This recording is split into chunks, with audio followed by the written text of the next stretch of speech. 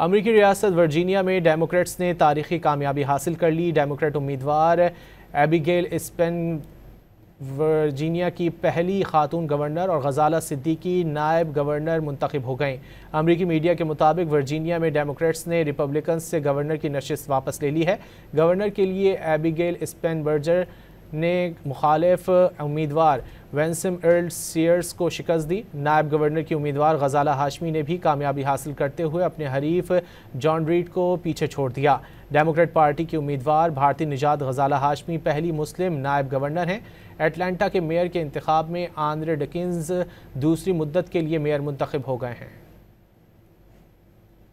अमरीकी रियासत वर्जीनिया में डेमोक्रेट्स ने तारीखी कामयाबी हासिल कर ली। डेमोक्रेट उम्मीदवार एबिगेल स्पेन वर्जीनिया की पहली खातून गवर्नर और गजाला सिद्दीकी नायब गवर्नर मुंतखब हो गए।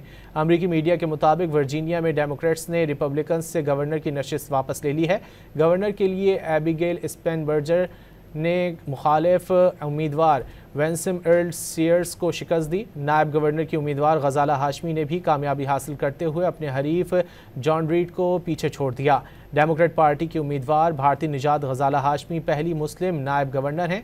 एटलांटा के मेयर के इंतखाब में आंद्रे डिकिंस दूसरी मुद्दत के लिए मेयर मुंतखब हो गए हैं।